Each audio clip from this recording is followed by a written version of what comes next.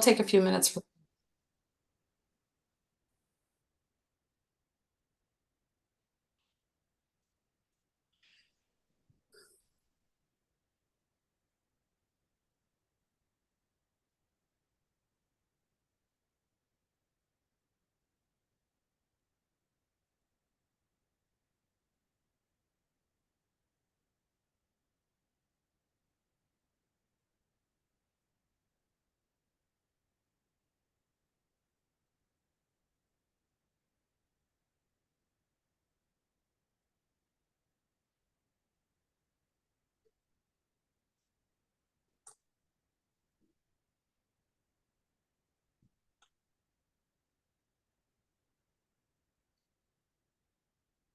All right, welcome tonight. Thank you for joining us. I am Beth Taylor, and I am the network chair for the Social and Emotional Development Network here with NAGC. And we are thrilled that you are spending your evening with us as we round out the last in our four-part series on perfectionism. We're going to go through a few things tonight and give you some insight into some of the things that students have said to us about how they manage and live with perfectionism in their day-to-day life, what works for them, and what they really want us to know about this. As we get started, I just want to mention that I will be monitoring the chat throughout the night. So if you have questions or if you have comments or if something is just resonating with you, feel free to put that in the chat for us, and we'll be monitoring that throughout this event. And we'll try to answer whatever questions we possibly can for you. Before we keep going on, I do want to take just a minute and I want to thank all of our teachers. This is Teacher Appreciation Week, and we just want to take a quick moment and say thank you for all that you do for our students in our classrooms, parents who are in the audience. You are your child's first teacher. Thank you for trusting us with them and helping us help them reach their full potential. Now, that being said, once again, I am Beth Taylor, and I am the network chair for the Social and Emotional Development Network. I work with gifted students from grades K through 8, and even some adults that I'm counseling and working with on an individual basis. So this is a topic that's near and dear to my heart. Like I said, we've been working on this for a year. We've had this overarching theme that we've kind of dug into from multiple perspectives. And tonight's perspective will be that student perspective. And I am also thrilled to have with me my co-host, Miss Kathy Green. And with that, I'm going to turn it over to her to introduce herself. Hello, I'm Kathy. I am a retired band director, middle school band director, but I do continue to teach private oboe students, which I've done for many years.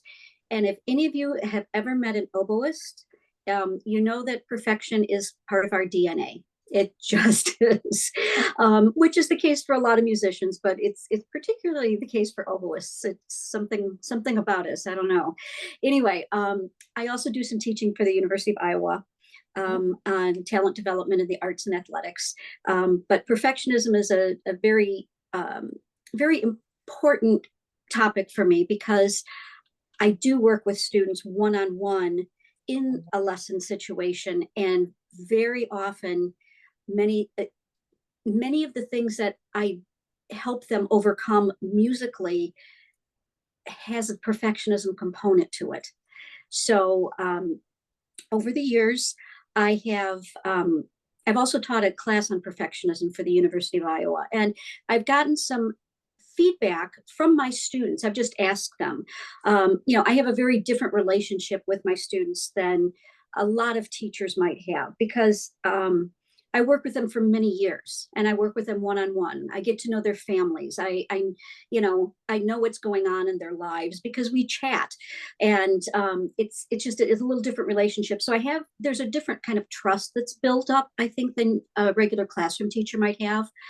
And I've been able to ask them some personal questions about perfectionism. And I have a number of them that I have asked over the years. And so what you're going to see is some of the answers that they have provided me based on the questions that I've asked them. And they're the same questions I've asked for years. And it's interesting how many very similar answers that I get from students. And so you will see a lot of that as we go on.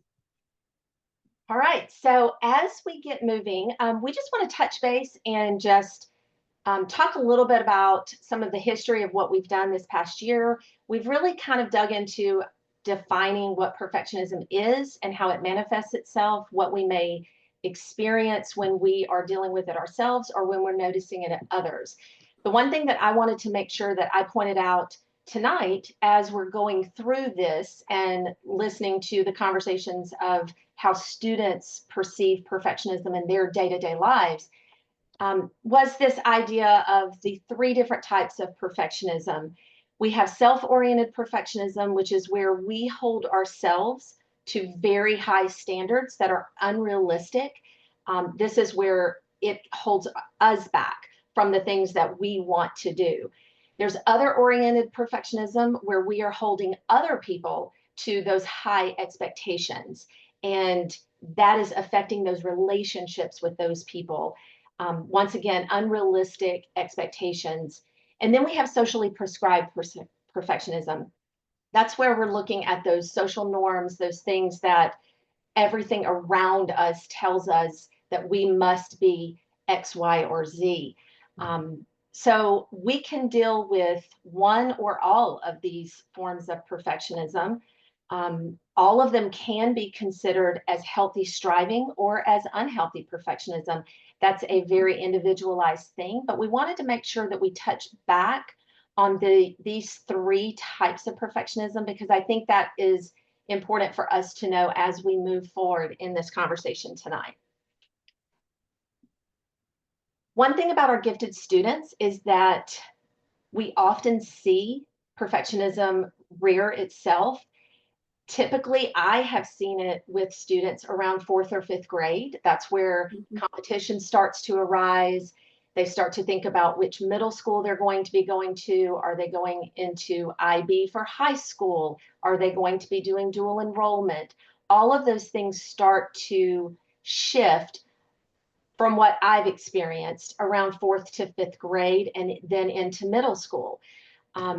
So our gifted students do have a lot of pressures that they put on themselves, that they prescribe.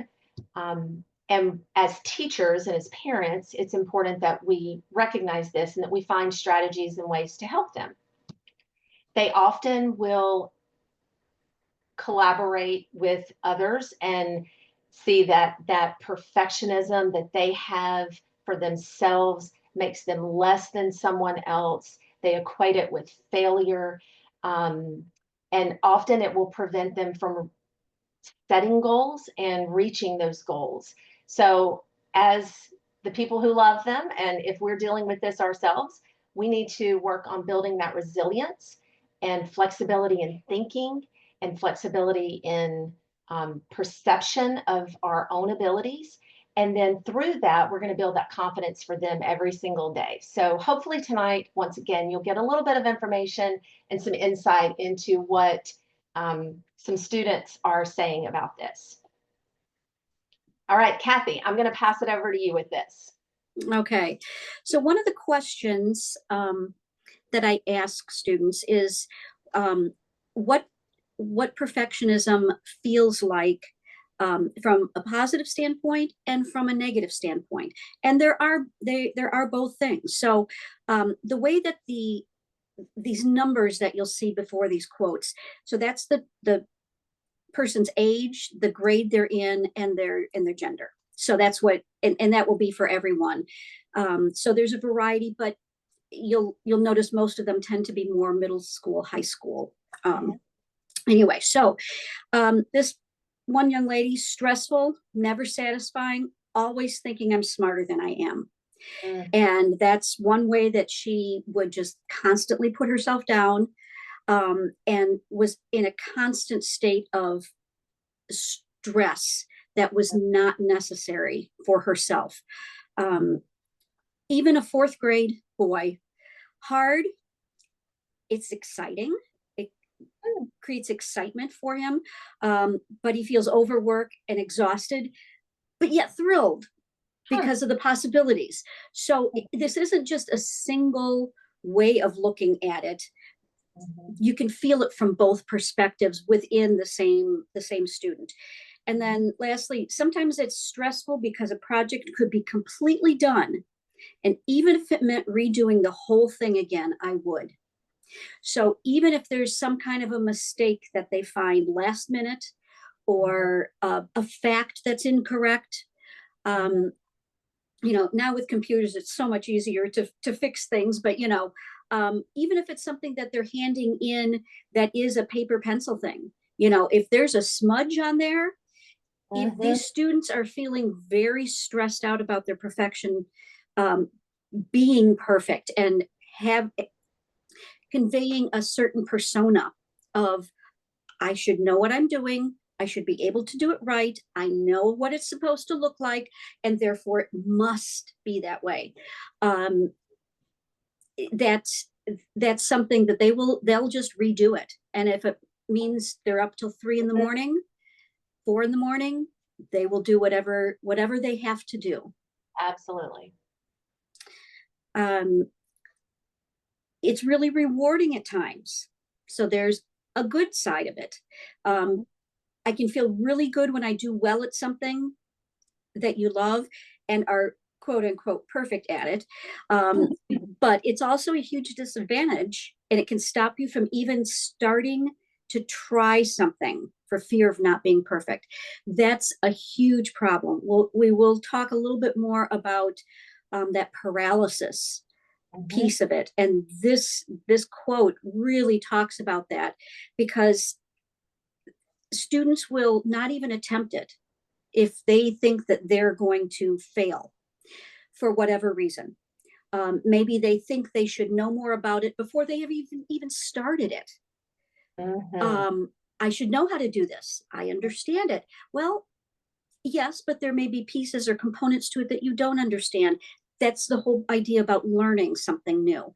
And because our gifted kiddos know so many things ahead of other students in their class, they will often feel like they should know everything.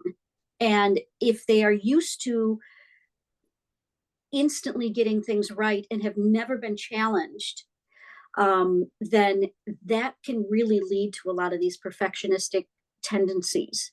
Um, so learning to fail early on in their in their career as a student, as a person, is really important. And it's not to be harsh, but it's something that we all have to do.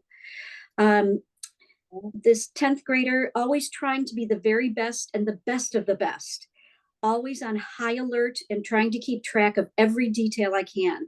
I want to be as close to perfect as I humanly can be. Wow. um, that Wow. Yeah. So and again, after I asked, knowing these students, and then especially after I ask them questions and they give me the answers, you know I do get a little an additional insight into how they're viewing mistakes, because musicians, we deal with mistakes from the get-go. It is you, Right. you cannot be perfect playing an instrument um, all the time or ever. So yeah, so that does help me have better insight into them. And I think for some teachers, it's just the idea of making that connection with students, talking about the perfectionism. It it makes it more real, more, I don't want to say normalized, but it's a word that they can deal with and they can start learning about and start working on, and Mhm. finding out the ways that they're able to work within their own um, ways of looking at how they should be. Mhm. So okay, the next What up. about Oh, some of go the ahead. positives? Let's talk about those. I'm sorry, what did you say? I said, let's talk about the positives. Yes. um, it can help you excel in everything you do. Mm-hmm. from academics, sports, music, because you feel a strong urge to be perfect in everything or to really want to do a good job. It can help you excel. Mm-hmm. And I think probably ask any professional athlete or musician, um, that will definitely help with that. I get stuff done right, Mm. and there's a great satisfaction in that. Yes. There really is.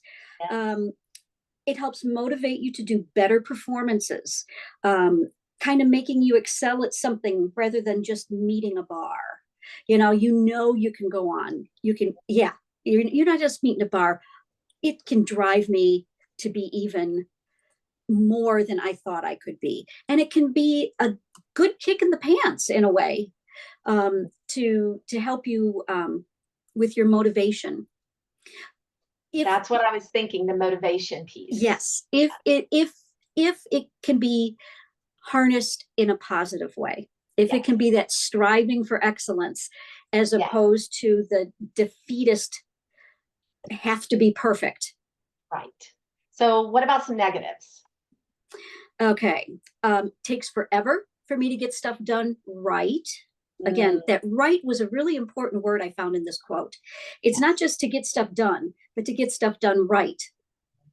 Again, that adds the perfection piece to it. Um, you're never satisfied. You're vulnerable to criticism. You won't let things go. And that goes back to that. I will do whatever I have to do, be it 4 o'clock in the morning, to get this right. I cannot let it go. um, Constant worry and feeling awful about every little mistake. And this I found very profound because they realized even Mm, when I know it doesn't matter. mm. Yeah.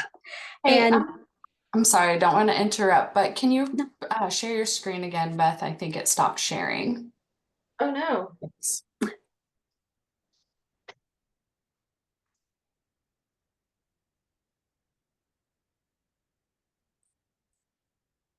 Do you see?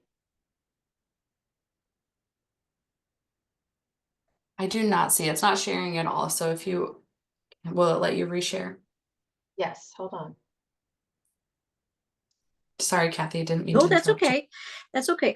I saw a comment that came in, something about reframing things. Well, part of it, we will get into some of those things, but part of it is, um, the first part is acknowledging it, that it exists. Because, like with a lot of things, we assume that everybody else is feeling and experiencing life the same way we do. And they may or they may not be doing that. And Mhm, so it's important that we start with talking about it, mhm. demystify it. That's a really important thing. Because if it's this mysterious, oh, I'm a perfectionist, just talk about it, hit it head on. Um, Yes. at, you know, you may not have at the beginning of the year, if it's a new group of students you're not going to have the relationship with them that you where you can really allow them to be vulnerable enough to talk about some of these things. But just by talking about them and talking about what the different ways that we are perfectionist, Mhm, all of those things. Just a personal story about, my daughter when she was in third grade. Um, she was looking at, it was evening, and she was watching my husband, mark up a legal brief that he was working on, and he was doing it with a red pen, and she was like, who made all those mistakes? Oh my goodness, that's horrible. And he's like, well, some of them I made, some of them were typos, and but it's a process, because she was not in any she did not want to think that you had to rework things. You Oh. don't rewrite. I know what I want to say, I put it down, I say it, and that's how it should be. Instead of, well, have you considered this? That Mhm. just even the concept of rewriting, Right. was that became a huge aha moment for her. Mhm. And it changed her as a writer, and it changed her as a student in her reading and writing class. And Mhm. yeah, that made a huge difference for her. So uh, yeah, So, so few okay, good. more negatives that you've had. Okay. All right. You think you're good at first try. And again, Oh. that goes a little bit with what I was talking about with my daughters and my Mhm. husband's experience there. It sometimes takes me longer to do the same assignments as my friends. And it also sometimes gets hard for me to feel proud of the things I've done well. Well, the things that I've done. So, accepting, okay, I did a good job with this. It Mhm. wasn't necessarily perfect, but Mhm. I really did a good job. Mhm. And we can help them with that and helping them realize that, like this seventh grader, okay, you're in seventh grade. And this particular person is a phenomenal musician, Mhm. but she also has had to learn to accept that sometimes when you do an audition, it doesn't go the way you want it to go. Very And true. but you still did well because you got yourself to that point of that audition. Mhm. And the world is not going to end Mhm. because it didn't go as well as you wanted it to. And again, these are little things that you have to talk about on a regular basis with students. Yes, It's not a one and done, and it's not correct. a one and they will get it and move on. Correct. Once in a while Correct. you might get the aha moment, but very often you don't. Correct. And then this 12th grader, senior, I get stressed out easily because I have a lot to do and I can't move on until I get it right. Mhm. So there's a strategy we're going to talk about in a little bit that was very helpful for this particular girl. Um, Anything you want to add, Beth? I was just going to say that all of this is resonating, and I'm thinking about specific students who I've had these similar conversations with, Mhm. and what you shared about the writing. I see that a lot as a fourth grade teacher. That's when writing becomes very, Mhm. very important Right. for our students. So we spend a lot of time in the writing process, and it is a definite area of growth opportunity for my gifted students because Right. what you said about I wrote it down. That's what's in my head, and that's good enough. Hmm. That's it. That editing piece and revision Hmm. piece becomes very important as Hmm. they move on, and I've seen it very distinctly in that area for sure. Right. Yeah. Some of you are familiar with Peter Reynolds' Create Mhm. trilogy. Mhm. All three of the books in the Create trilogy that have been put together, Ish, The Dot, and Sky Color, to Mhm. me are all can be taught or read to students and discussed with them because they all apply to perfectionism. Mhm. And just the idea of the dot, you've got to put something, you've got to start somewhere. Mhm. That's a very important thing. And with Ish, oh well, it doesn't look like what I wanted it to look like. Well, but it's Mhm. ish, and it's and the idea of, okay, maybe it doesn't right now, maybe it'll get better later, but I like where you're going with this idea. And Exactly. yeah, in Sky Color we don't always have exactly what we the tools we need, but sometimes we have to work with that. Mhm. And Absolutely. that can be something that is important for a perfectionist and gifted kids in general to understand. Absolutely. um, so um, practice makes perfect is a phrase that our parents said to us. Teachers have said to us. We've probably said way too many times. But to somebody who deals with perfectionism in all of those negative ways, it is a it's it can't be done. practice cannot make perfect. And I've had students that have practiced so much that they don't, the practice has no usefulness. Correct. And there are many reasons to practice, not just musically, but in science or in sports or in writing. There are many reasons to practice things. And having a specific reason to practice is what's going to improve things for us, not just doing it over and over and over and over and over again, because all that does is it just makes us more frustrated and adds to our stress. One thing I will often do is ask students to answer, and some like to answer both, but one or the other. Practice makes what? If it doesn't make perfect, because again, with my music students, they know that they are not perfect. They know they've made mistakes. We've talked about them. We've worked on them in lessons. So what does practice make? What does it help us? How does it help us? Because we do need to practice. I've also had students that are so capable of sight reading, they never practice because they don't think they need to. But there has to be a reason for practice. So what is the specific reason?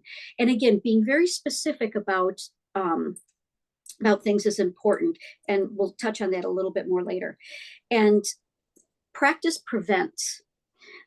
This is my personal favorite one that I use with my students. I'll tell you what my favorite one is there, but it can be anything. And I've had people respond with different things. But mine, from a musician standpoint, is practice prevents panic.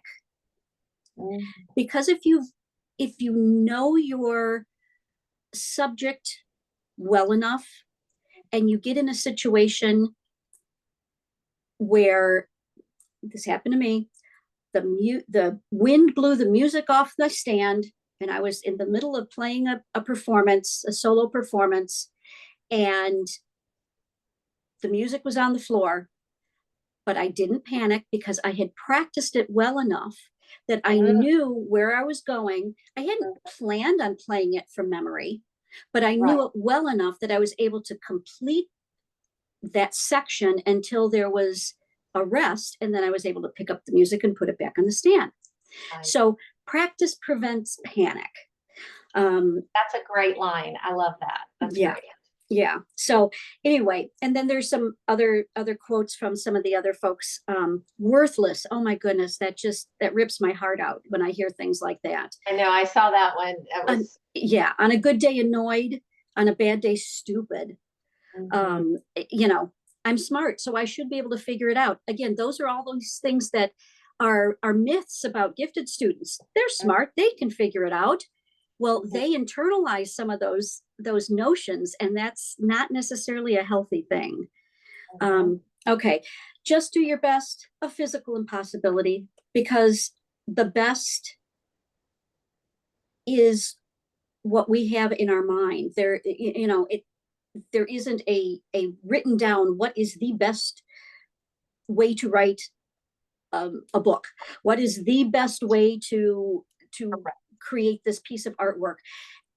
It's a physical impossibility. So this is another one that needs to be reframed. And a lot of times what I find is students don't believe it will work. Do you believe you're going to play this right? Do you believe you're going to do this equation right? Because they start second guessing themselves over and over and over and over again. And if they don't believe that they can do it correctly or do it in a way that is presentable to other people, if they don't believe it, they won't do it. They will continue to make those same mistakes over and over again.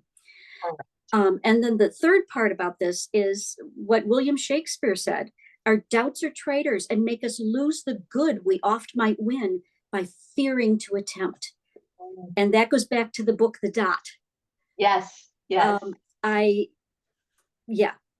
a great book to read to middle school and high school kids. Agree. And they get it. They do. They do. Yeah. Once you start that conversation, it's Hmm. kind of amazing what will come out and what you can learn just by opening up just the conversation and starting that. Right. And something like a children's book Yes, is safe.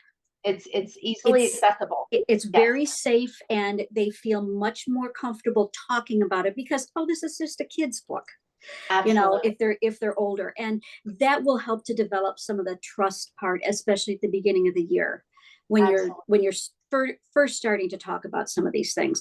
And even going back and rereading the book to them Mhm. halfway through the year is not a bad idea either. That's a So, great idea. yeah. All right, so let's talk about what the kids say when their perfectionism is at its strongest, when they're really feeling it uh, Hmm.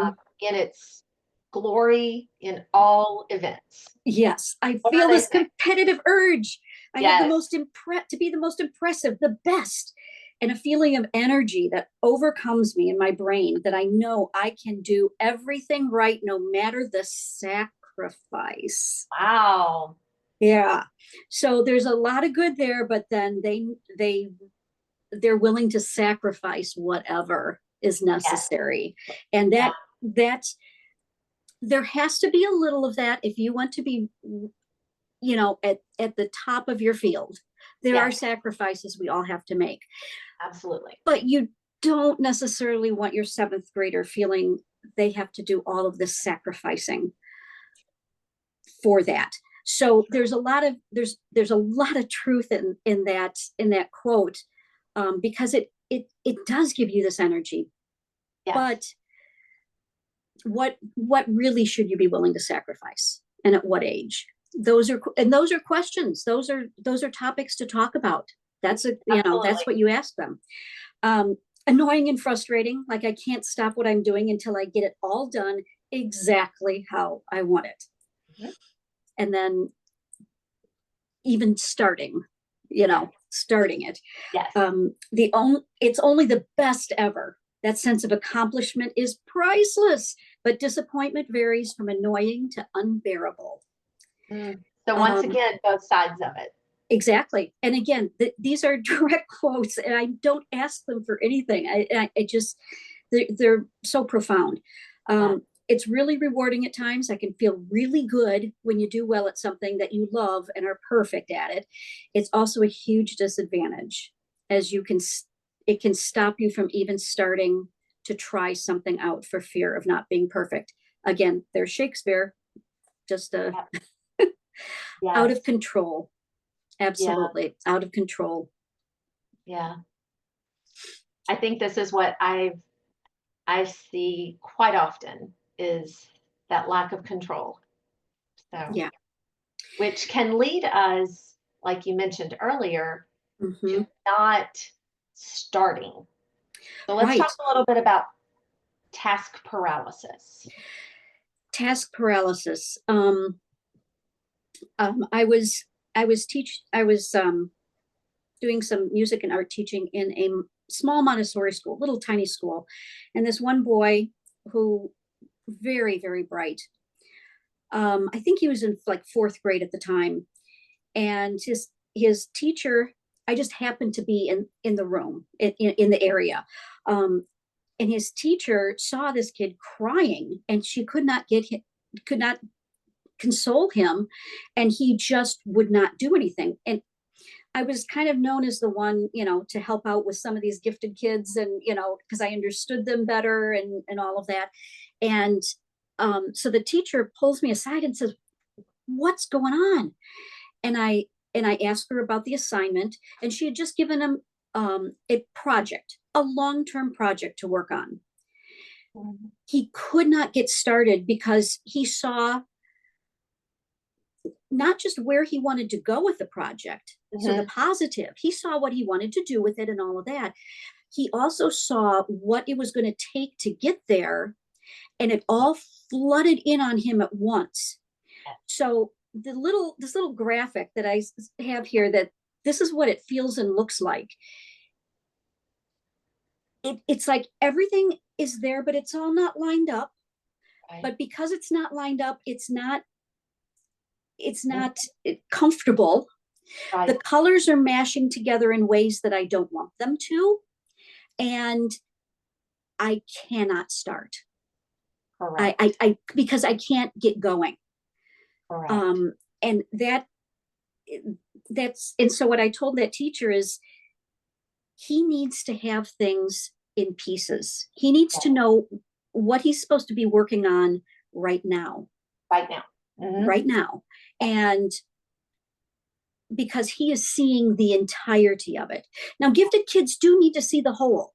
Nothing will frustrate them more than giving them one little snippet of something and not telling them where they're going with it. Okay. They want to see what the overarching picture is.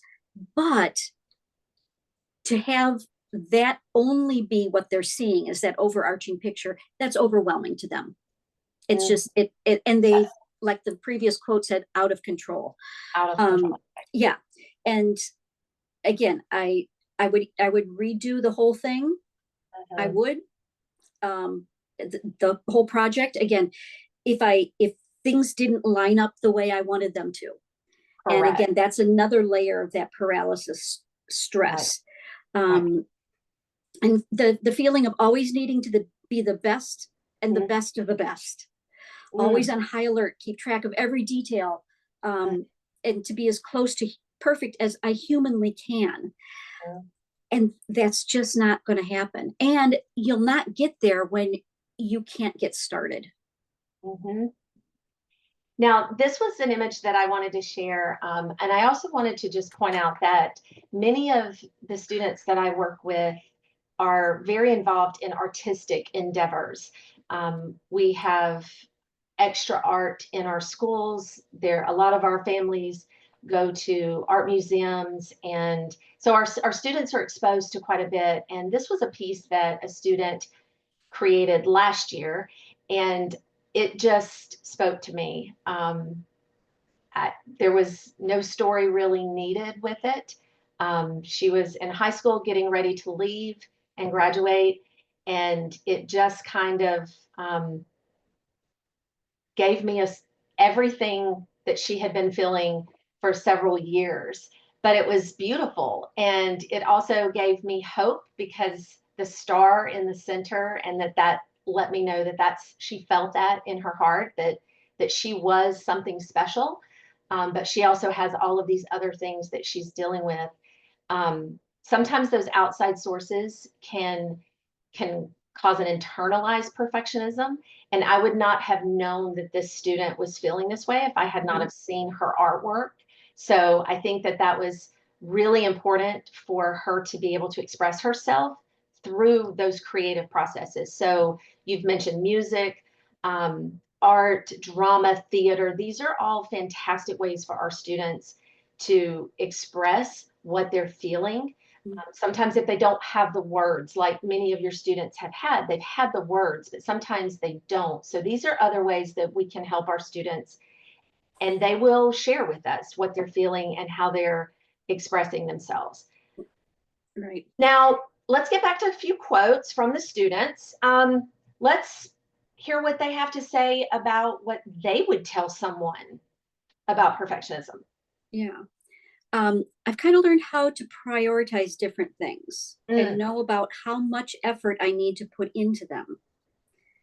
Again, these are words of wisdom that they have learned and that they're trying, yes, successfully sometimes, not successfully other times, to apply to themselves.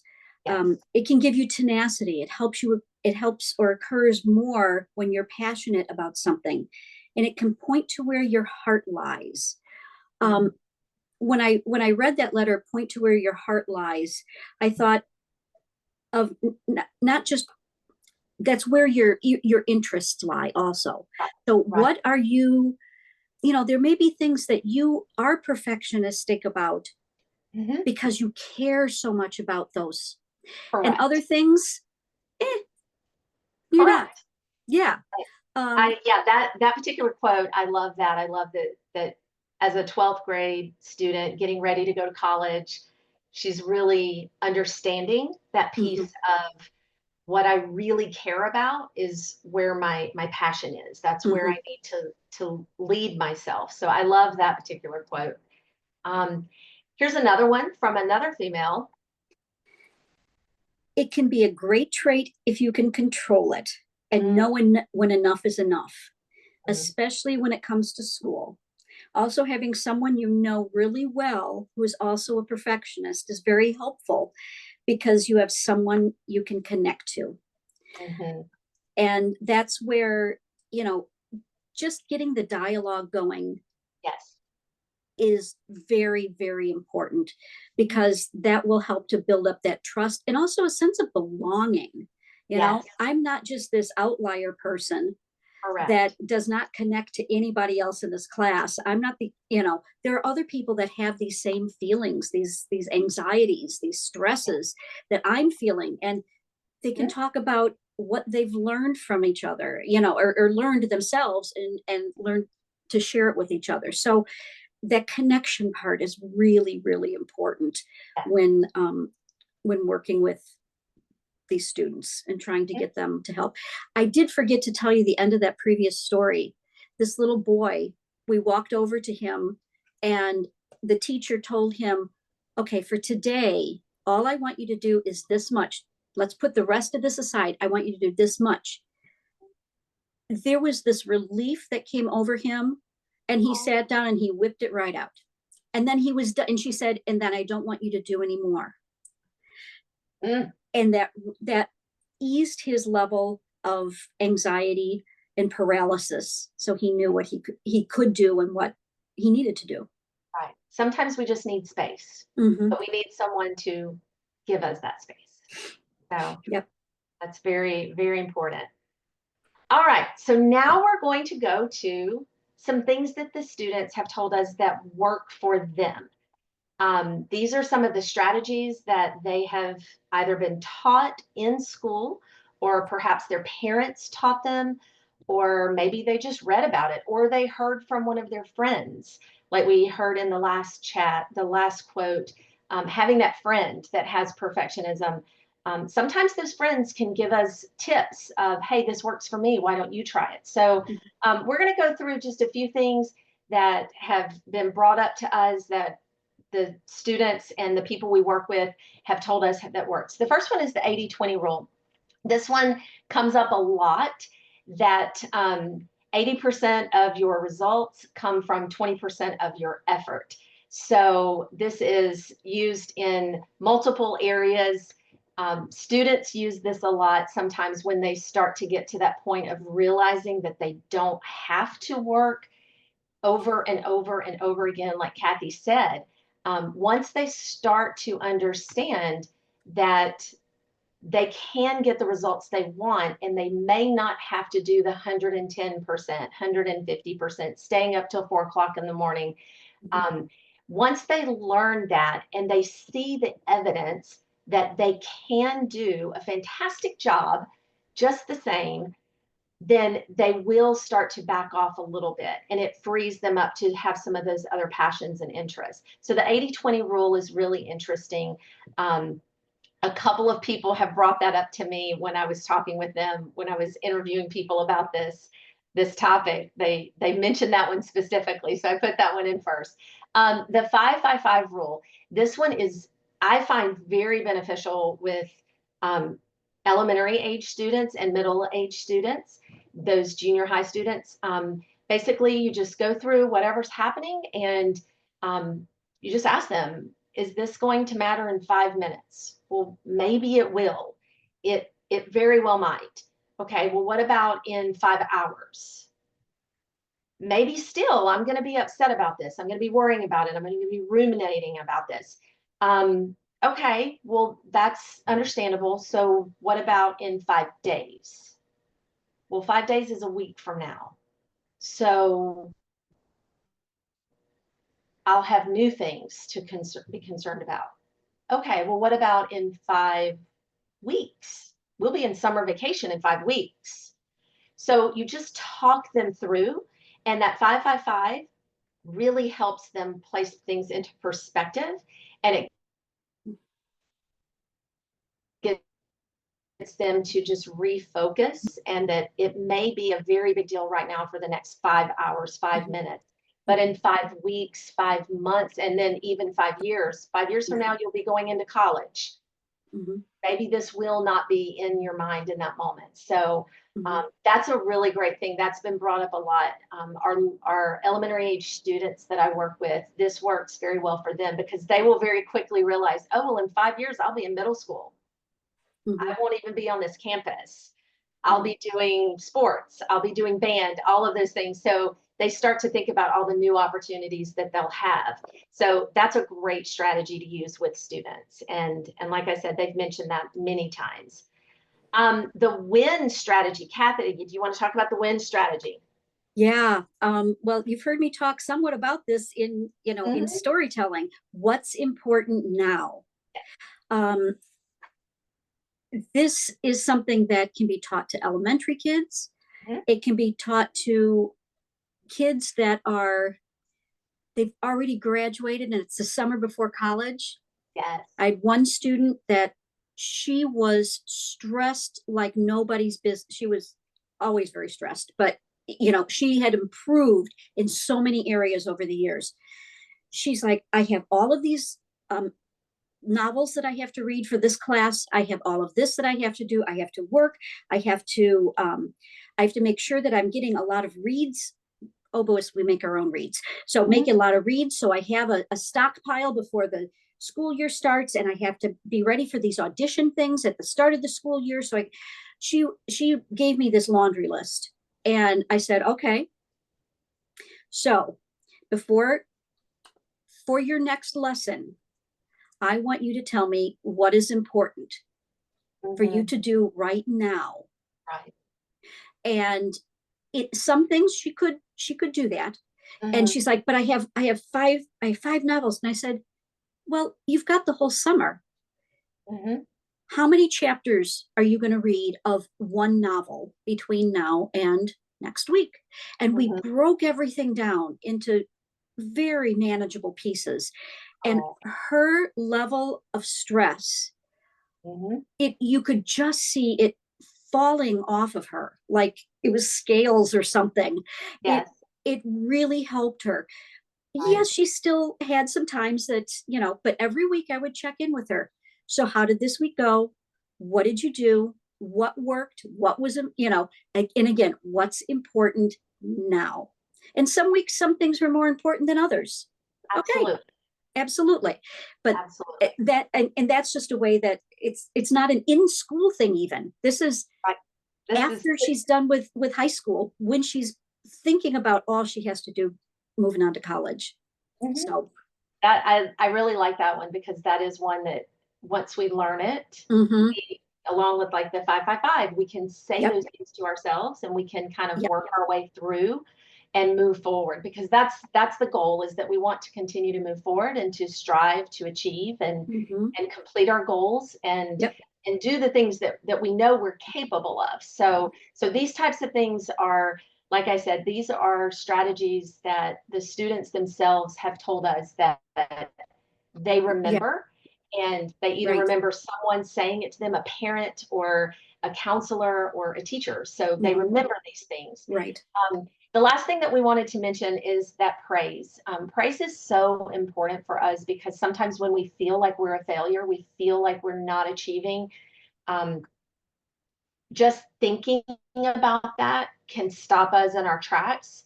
And what we need is someone to tell us that the process that we're using is moving us forward because sometimes we may not see it ourselves. So that purposeful praise that Mm-hmm. really stays focused on the process of the movement forward.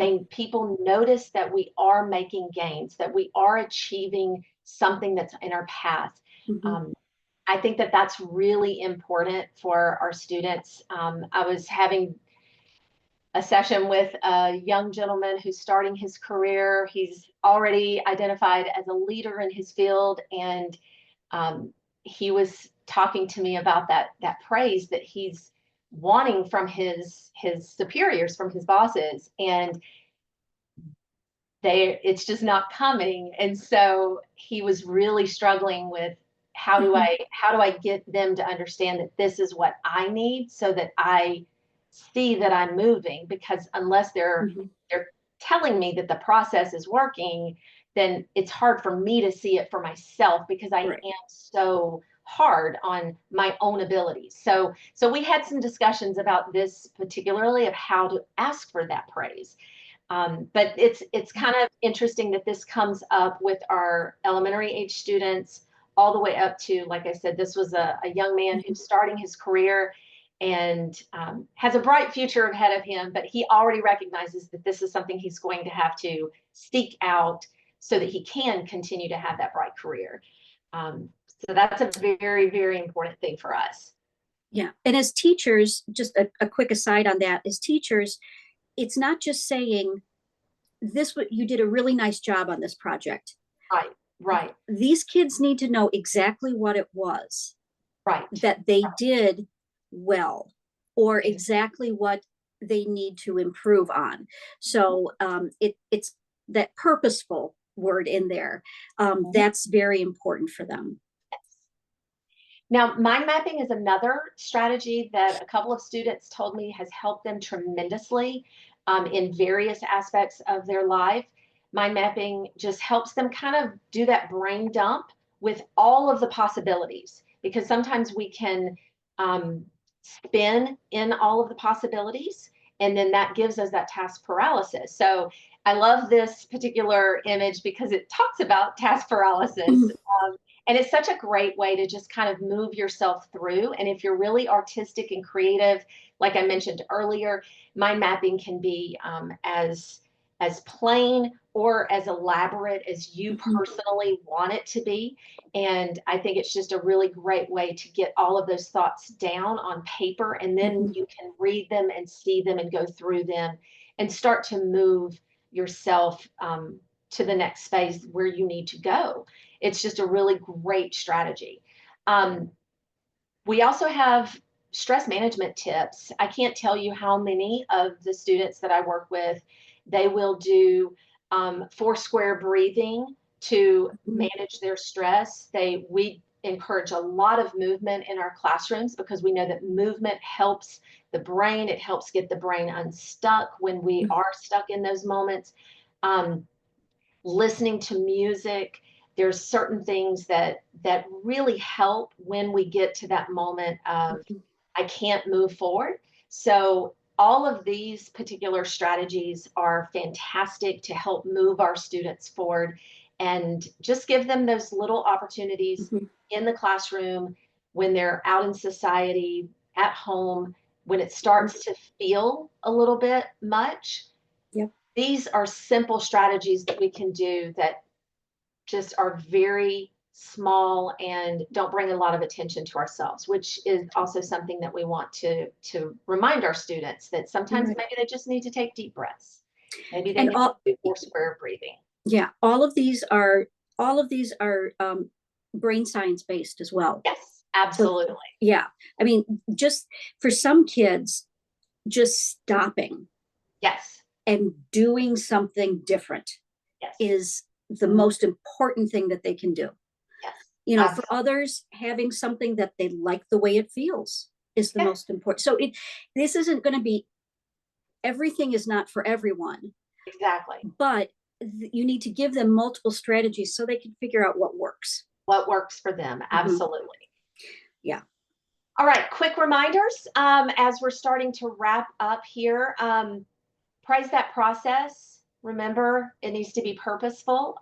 We don't always want to just say, "Yay, you made the A," but Mhm. wow, you worked really hard. You studied for an extra 30 minutes every day for the 3 weeks leading up to that big test. So look at that process that our students are going through. That's going to help them understand that that is what's moving them forward is the process, not that actually that outcome. Um, Sometimes done is often better than perfect. And that kind of lends itself to that 80-20 Mhm. strategy that we talked about earlier, that sometimes we have to be okay with that final product. And we have to let it live out in the world. And that's okay because someone is going to love it, whatever that is that we put out there in the world.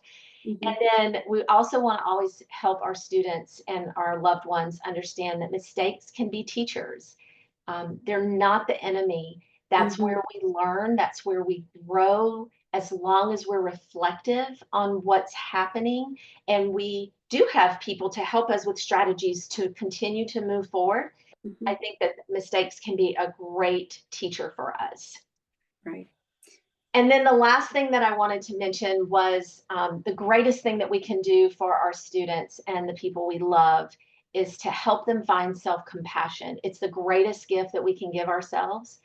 And we should always remember that we need to treat ourselves with the exact same kindness that we would give to our best friend. So Mhm. if we would tell our best friend, don't worry, it's going to be okay, we should be saying that to ourselves. And Yeah. I love when I see my students saying that to each other in the classroom when maybe they don't win the competition or they didn't get the A on the spelling test or the math test, but they'll support one another. And so I know that we're building this in our students. And so I really feel like this is an important aspect, is always breeding that self-compassion and that self-love, um, as much as we possibly can, because that's going to help them in the long run for sure. Yeah. And I will add one more thing. Uh-huh. Just saying these one time to students or in at one age level doesn't mean that it's going to stick, because Yes, we're all at absolutely. different points of understanding of ourselves and Yes, situations and all of that. So, repeating things, or, if maybe you're an elementary teacher and you use the win strategy mhm, in, and you're like, oh, well, I learned that, they learned that in middle elementary school, so I won't use it in high school. No, no, you're at a yes, different point at high school. Or the yes, 80-20, or the 5-5-5 for elementary kids. It's more the 5 minutes, 5 days. But when yes, you get to high school, yes, 5 years, all of those strategies, they have different layers to them that can be utilized at different time points in their absolutely, education. absolutely, Yeah. absolutely. So that's that's what we wanted to share with you tonight. We feel like we had some fantastic quotes from our students. They really enlightened us a lot. It was really interesting to purposefully have conversations on this topic with students. Mhm. Like I mentioned, this is the last in a four-part series where we've looked at multiple perspectives on this topic of perfectionism, because it is something that we do see quite often in our gifted and talented students. And this was put on by the Social Emotional Development Network within NAGC. If you're interested in getting involved in our network, we are always looking for members to hop on and join us for events. Make sure you join NAGC, join our network specifically. We have meetings and webinars like this. We're always looking for people to review proposals for us for the annual convention. So if that's just an area that you'd like to get involved with our network, we would love that. Um, we also are looking for people who would like to facilitate mini meetings with our network, just to kind of have time to come together and have a meeting of the minds. If there's a topic that you would like to talk about with some of the network members, you can reach out to us and we will organize something, and then you can lead a meeting with our network. Sometimes we just need that community together and that sense of belonging. So that's a way that you can get involved with us. We would love that. And then we also have a quarterly newsletter that we put out for our network members. So if you are interested in writing for that, if you have a topic or an idea, maybe you don't want to present in a meeting, but you would like to write for the network newsletter, feel free to reach out for that as well. We're always looking for topics, for resources that would be great to share with our members. If you have an idea about something, or if maybe you did something in a classroom with your students and you really think that that's something that other people would benefit from knowing about, reach out to us and we will be happy to connect you and get that in our next newsletter. The next one will be coming out in July. And like I said, these are quarterly newsletters that we're doing for the network. So as we're wrapping up tonight, Jessica, I believe you are in the background and you've been kind of looking at the chat. I've been looking at it too, but I've been talking a lot. So Jessica, do you see any burning questions that we need to answer before we sign off tonight? There was a couple questions. Okay, great. One of them from Lori Croft was, are any of the kids dealing with perfectionism students who were twice exceptional? I will say some of mine are, yes. And that was something that when I was working with my students, I worked with my ESE teacher on these specific strategies, and they would work with them in conjunction with what I was doing in my classroom. So yes, we did have some twice exceptional students. I also had a couple of thrice exceptional students who, as they matured a little bit in their age, once they started reaching the fourth, fifth grade, moving into middle school, that's where we started to see a little bit of this show itself. Not so much in the early elementary times, but once they started to get more towards where that social peer relationship was a much more predominant part of their life, we started to see the indicators show up a little bit more. So yes. Great. Another question, what's the relationship and difference between perfectionism and OCD? Kathy, do you want to take that one? Or do you want me to? Well, I can give you my understanding. I am not a practicing psychiatrist. Absolutely. And OCD is a clinically defined condition. And perfectionism, I don't believe, is in the same way. Now, there are, not that it can't have very detrimental issues that result with anxieties and stresses, and it can become more OCD like.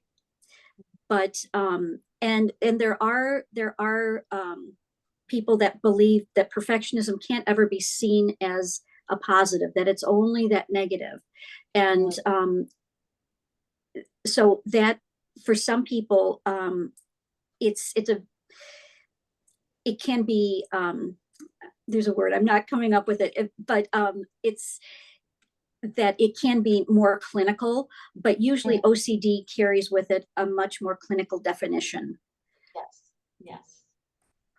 But again, I'm not a psychologist or psychiatrist, so beyond that. Right. How about you, Beth? I was just going to agree. I think that there's some overlap, but I believe the severity is going to be the differences, and that's where you would want to have a licensed therapist have those conversations, because they do have more details about those overlaps and that clinical co-occurrence that you're looking for. But I believe, there are quite a few similarities, but the intensity is, from my understanding, really going to be that difference. Yeah, that intensity, that was the word I was looking for. There's a few more questions. If you want, we can reply to them with the recording instead with your answers if you'd like, or we can stay on, whichever. It's really, I'm good. If good. you got some good questions, let's go. Okay, let's go. How does one transition from unhealthy perfectionism to healthy striving if it is already entrenched or habitual? Ooh. The earlier it can be caught, the better. Number one, it has to be peeled back like an onion. It's many layers thick, and that's where that trust and peace with with whether it's a counselor or a teacher or somebody that they trust that understands, um, that can help them see what's happening. So it's to me, it's having that objective voice to Mhm. help you work through it. But there's got to be that trust there. It can't just be, you know, some random person that's coming in and telling you what's wrong with yourself. Right. That's not what it is. It's Mhm. looking at it and pulling back the layers, and it takes time. Does. um, the girl that I told you about after high school, it took many years. But what was interesting, she had a younger sister that also took lessons from me, and her younger sister was very much like her, and very easily stressed and wanted everything perfect all the time.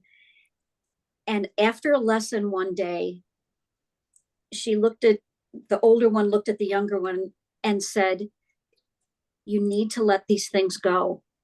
You need to understand that you don't have to be perfect in everything." And it's like all of these words that I had been talking to her about for years, all of a sudden she was telling to her little sister.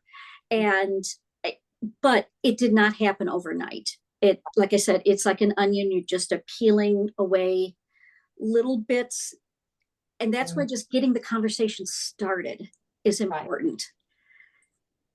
Yeah. Mhm.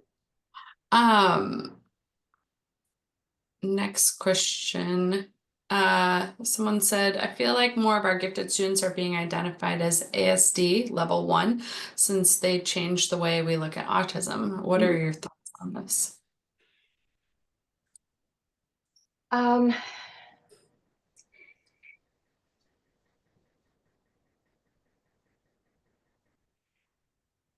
I'm not really sure what my thoughts on that are right now, to be Perfectly fine. honest.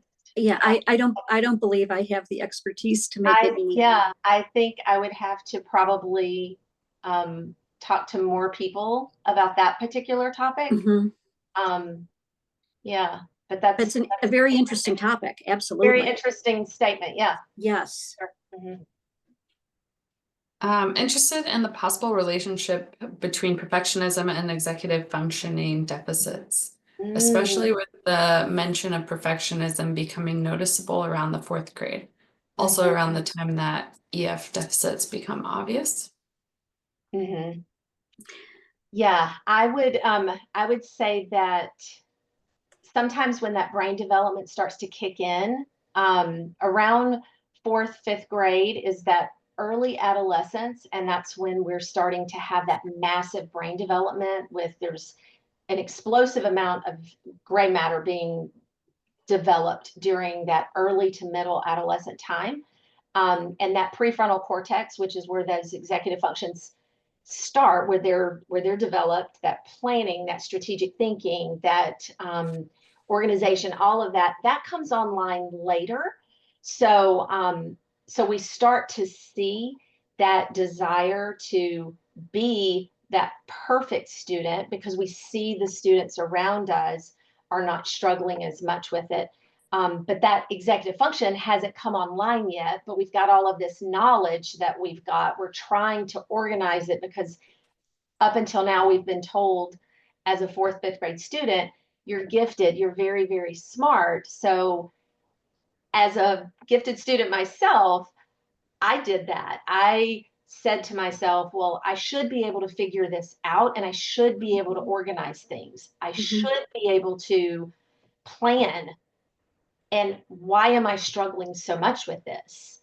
Um, and I think that that's where it starts around that fourth, fifth grade because we start to notice more differences between Mhm. ourselves and our peers. Whereas in those early primary years, we're not really noticing as much that this student is able to plan and organize and I'm having trouble. But around that time is when we start to notice it a little bit more because we're starting to have that peer interaction a little bit more. It's more important. Social interactions are much more important as we move into adolescence. So I think all of those little things kind of combine and conjoin to give us this time where we start to see it show up a little bit more. Now, I will tell you that when I was working for this, getting things ready for this particular webinar, I was doing some research, and there is a research study out right now that they did some research on gifted students and perfectionistic indicators, and they said that they agreed that around that early adolescent time is when they see more of those indicators start to show up, but it levels out as the students move through adolescence and as they gain those executive functions in a natural way. That those perfectionistic indicators for many students start to level out a little bit, and it becomes more of that striving for excellence. So that was a positive that I found as I was researching for this. I and one of the slides, the one that we had, the strategies for stress, that's something from a woman, her name is Jessica Sinarski, and she has a series of books that are, well, she has a number of books, but this is one of her books, and all of her stuff is brain based, and this is great for kids.